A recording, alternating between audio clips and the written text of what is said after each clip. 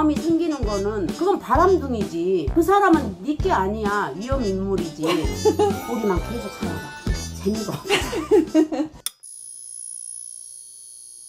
연애 따로 결혼 따로라고 하잖아. 그래, 연애는 실컷 해보라고 하잖아. 실컷 해보기만 하고 아무것도 남는 게 없으면 안 돼. 아, 이런 류의 사람을 사귀어보니까 이런 점이 있더라 생각을 해보고 거기서 자기가 교훈을 얻어야 돼. 교훈을. 그냥 사귀어보고 땡 그래버리면 안 돼. 내가 결혼할 사람은 정해야 되는 거야. 이런 류의 사람이 그래도 내가 평생 살아가는데 괜찮겠다. 100이 괜찮은 거는 아무것도 없어. 좋은 점이 있으면 나쁜 점이 있고 나쁜 점이 있으면 좋은 점이 있고 세상은 섭리가 그래. 그러는데 좋은 점이 그 나쁜 점을 커버할 수 있으면 상관이 없는 거야. 그 정도는 내가 충분히 감내할 수 있다. 이렇게 됐을 때는 상관이 없는 거야. 그리고 결혼을 하기 전에는 눈을 부릅뜨고 결혼을 하면 한쪽 눈을 감고 살아라고 그래. 그 정도로 안 좋은 거는 그냥 보지 마버리면 돼. 근데 그 안 좋은 게 결정적이면 안 돼. 어디 가서 보증 서버리고 인격을 존중하지 않고 막 이렇게 돼버리면 안 되지. 엄마랑 아빠랑 예를 들어 서로 인격을 굉장히 존중하고 말 없이 교감하는 게 있어. 말 없이 교감하는 거. 각자마다 그 색깔이 있을 거라고. 그러니까 나는 예전엔 그렇게 생각했지. 엄마 아빠를 보면서 나는 재미가 없다고 뭔 재미로 사냐고. 나는 이제 사랑을 하면 서로 막 표현하고 아 예쁘다 뭔가 막 그런 게 이제 나는 중시를 했고 필요하다고 생각을 이제 했는데 근데 엄마 아빠는 이렇게 잔잔하게 가니까 어떤 사랑이라는 게 뭘까 약간 이런. 남이 보기에는 정말 밋밋해 보이고 뭔 재미로 사나 이럴 수 있지만 굉장히 우리는 말 없는 가운데 많은 게 막 오고 가. 엄청나게 바빠. 침묵이 지켜오다가 어느 순간 침묵이 탁 깨져야지 아 그게 침묵이었구나 하고 느낄 텐데 아빠는 그냥 시정일관 처음부터 끝까지 말 안 해버리니까 알 수가 없어. 그래도 그렇게 살아. 끝까지 바뀌지 않아. 그랬을 때 거기에서 얻어지는 무한한 신뢰가 있는 거야. 아빠에 대한. 그러니까 가장 중요한 게 뭔지를 알아야 돼. 결혼을 하려면. 너무 다르게 받아들이고 막 그러면 둘이 맨날 안 맞아서 티격태격 할 거 아니야. 근데 그렇게 아빠가 말 없이 살아오는 그런 걸 엄마도 말하지 않고 담사함을 느끼면서 아 저랬구나 저렇게나 엄마가 혼자 가늠하면서 그렇게 했을지 안 했을지 모르지만 그럴 것이라고 느끼면서 그 느낌에 대한 답가로 엄마도 행동을 해. 그래서 그냥 그렇게 엮어지는 거야. 그렇게 엮어지는 거야. 그냥 인생이. 그러면서 사는 거야. 착각을 하는지 뭐 하는지는 몰라도 그렇게 그냥 사는 거야. 아니 나는 이제 그게 행복이라고 하고 사는 거야. 그러니까 각자의 색깔이 있을 거야. 부부들은.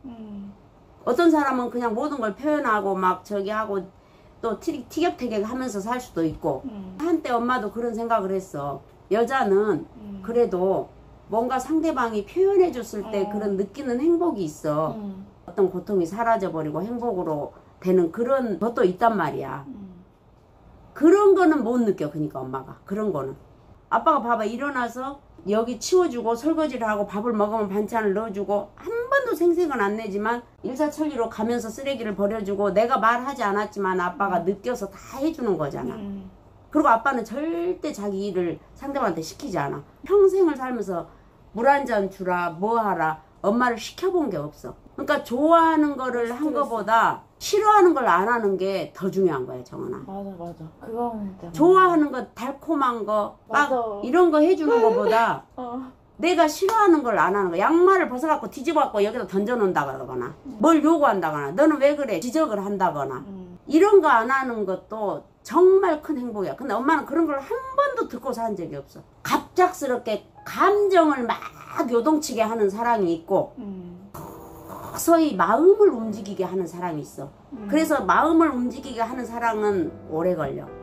감정을 움직이게 하는 거는 그냥 하루에 막 팍팍팍팍팍 튀겨져 갖고 마음이 가고 막 오고 난리가 될 수가 있어. 그 사랑이 얼마나 가겠냐는 거야. 근데 나는 이렇게 생각했던 것 같아.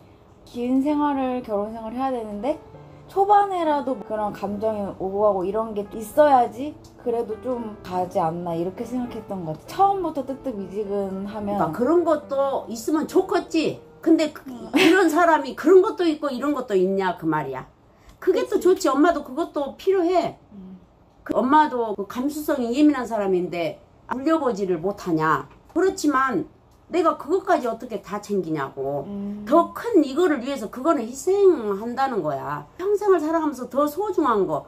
잔잔하게 오는 사랑이 있고 갑작스럽게 오는 사랑이 있는데 네가 어떤 걸 선택해야지 네가 현명할 건지를 판단을 할 줄 알아야 되는 거야. 요동치는 그게 없다 하는데 그거는 어찌 되냐. 이래 정은아, 엄마가 조금 야하게 이제 나간다.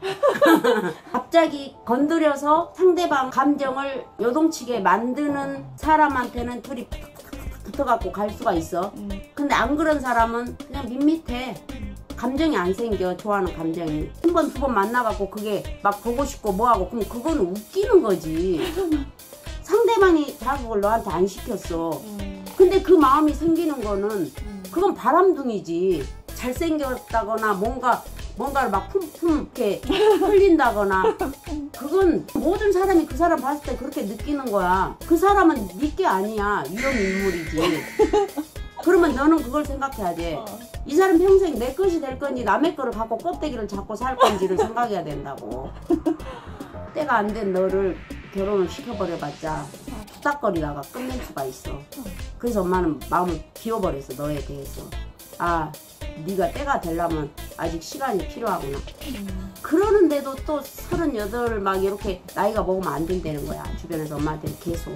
그치. 그러니까 그게 어려운 거야. 사회적으로 이 정도쯤에 결혼하고 뭐 이게 있는데 나의 속도랑 안 맞는 거야. 나는 아직 그 타이밍이 아닌데 자꾸 그 속도를 맞추라고 외부에서 그렇게 되니까 나는 그게 자꾸 그래서 더 거부감이 들었던 거야. 사회적인 그게 왜 생겨?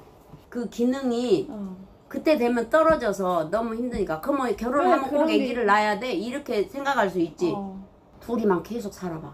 재미가 없어. 그러니까 아기들. 아니 진짜 아기 낳는 것까지 이야기 나왔는데 솔직히 나는 아기는 너무 좋아하지만 그 생명체를 사람으로 키운다는 거는 진짜 보통이 아니잖아. 얼마나 그걸 완벽하게 누가 그거를 다 해갖고 키우냐고. 그리고 그거는 네가 키우는 게 아니야. 엄마가 이제 생각해보니까 그걸 내가 어떤 틀을 정해놓고 키우면 되는 게 아니야. 편안하게 그것도 가야 되는 거야. 내 자식이 되냐고. 동창 모임을 많이 가잖아.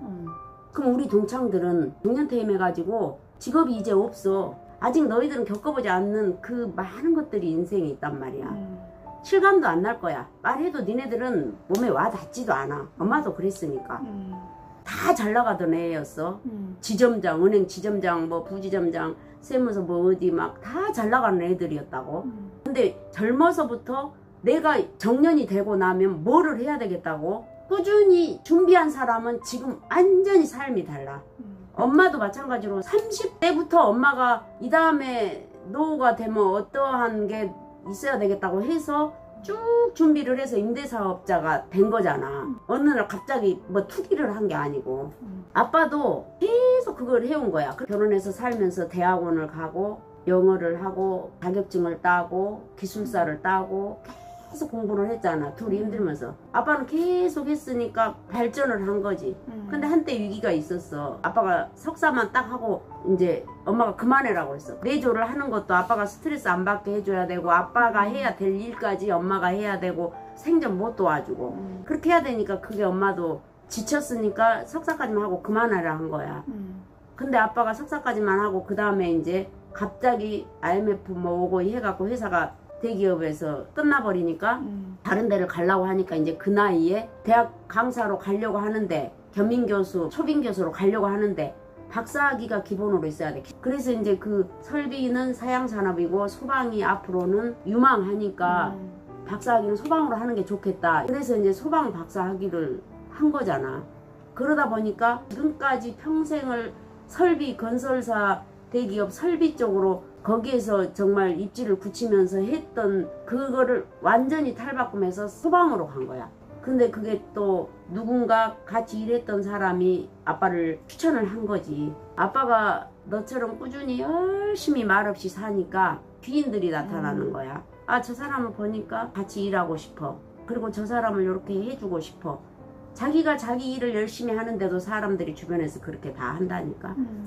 이 사람 정도면 이 실력도 있고 이 실력도 있고 열심히 산 사람이고 성실한 사람이고 신뢰할 수 있는 사람이니까 또 해준 거야. 추천을.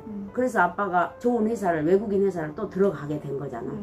커리어가 있기 때문에 아쉬운 사람으로 쭉 간 게 아니라 확실하게 나는 이 정도 선은 지켜주세요 해갖고 자기의 레벨을 딱 정해갖고 간 거야. 자기가 많은 영역에 경험을 많이 하다 보면 열심히 살다 보면 또 그런 일도 생긴 거야. 근데 너는 다른 건 다 됐어. 열심히 사는 거, 성실한 거 그런 거는 갖춰져 있는데 이제 앞으로는 넓게 보는 거. 항상 시대의 흐름을 따라야 돼. 지금 강원도 네가 하는 사업 같은 거 신경 쓰는 것도 국가적으로 지금 모든 쪽으로 도시재생 이동을 해버리니까 지방을 살리기 위해서 국가에서 지원을 해주면서 이렇게 하는 그런 거에 맞물려서 그잖아.